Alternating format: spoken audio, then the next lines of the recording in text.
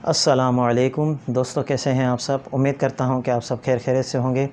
दोस्तों, अमूमी देखा गया है कि आपके साथ भी शायद ये ज़िंदगी में कभी ना कभी हुआ हो कि आपके हाथ या पाँव सुन्न हो गए हों। नॉर्मली जो अक्सर बैठने से भी सुन्न हो जाते हैं वो एक अलग चीज़ है, लेकिन जब नॉर्मली आप बैठे बैठे मतलब एक कोई मसला भी नहीं होता, कुछ भी नहीं होता, आपके हाथ और पाँव सुन्न हो जाते हैं और जिसकी वजह से आप उठ नहीं पाते या आपके हाथ काम नहीं कर पाते। तो इसका क्या इलाज है, तो मैं इस वीडियो में इसका इलाज बताने जा रहा हूं और घरेलू नुस्ख़ों के ज़रिए आपको इलाज बताने जा रहा हूं। अगर आपको ये कोई इशू है और कभी कभी आपको होता है तो लाज़मी ये वीडियो आखिर तक देखिए, इंशाल्लाह आपको फ़ायदा होगा। वीडियो को आगे बढ़ाने से पहले अगर आप हमारे इस चैनल पर न्यू हैं तो काइंडली ज़रूर सब्सक्राइब कर लीजिए और बेल आइकन को भी ज़रूर प्रेस कर लीजिएगा ताकि हमारी आने वाले हर वीडियो की नोटिफिकेशन आप तक सबसे पहले पहुँच सके।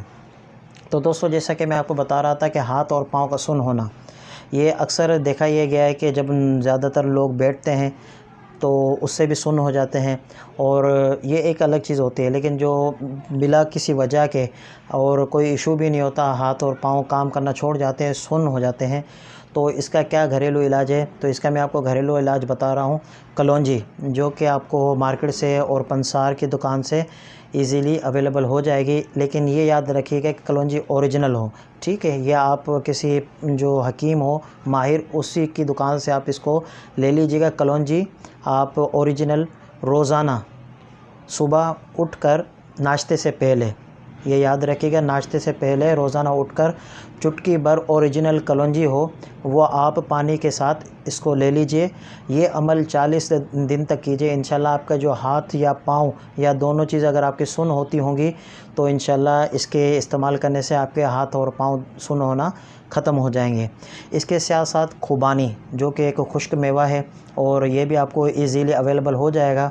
नॉर्मली हमारे यहाँ पर तो पठान भाई हैं, उनकी दुकानें होती हैं, वो बेचते हैं। यहाँ पे आपको कहीं पे भी आपको मिल जाए किसी भी जगह पे, तो 11 अदद खुश्क खुबानी ये आप रात को पानी में भिगो लीजिए, ठीक है। किसी बर्तन में, बेहतर है कि मिट्टी का बर्तन जो, उसमें 11 खुश्क खुबानी डालकर आप इसको रात को ढक लीजिए और पूरी रात इसको रखे रहने दीजिए।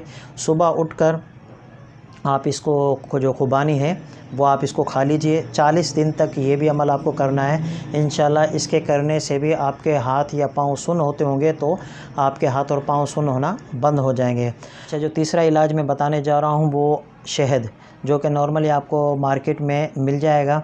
और कोशिश कीजिए कि जो देहात गांव में जो असली शहद आपको मिलता है, जो पेड़ों में लगे होते हैं, आज़ाद मक्खियाँ जो शहद बनाती हैं, जिसको मादा मक्खी भी कहते हैं, मादा मक्खी का शहद, तो वो काफ़ी बेहतर है।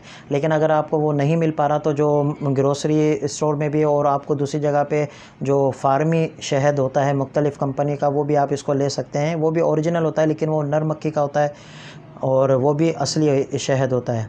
तो खैर, 1 चम्मच आप शहद ले लीजिए 1 गिलास पानी में और उसमें आधा नींबू निचोड़ कर ये आप रोज़ाना नाश्ते से पहले या आप पी लीजिए, यानी सुबह उठकर आप इसको पी लीजिए नाश्ते करने से पहले। इसका ये फ़ायदा भी होगा, जो आपके हाथ और पाँव सुन्न होते हैं वो सुन्न होना बंद हो जाएंगे और इंशाल्लाह इसके इस्तेमाल से आपका जो वेट है वो भी इंशाल्लाह कम हो जाएगा। तो इसमें आपको दोनों फ़ायदे हासिल हो जाएंगे।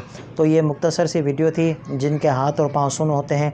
तो अगर ये आपको वीडियो अच्छी लगी हो तो ज़रूर लाइक कीजिएगा, आगे शेयर कीजिएगा। मिलते हैं दूसरी वीडियो में, अपना ख्याल रखिएगा। अल्लाह हाफ़िज़।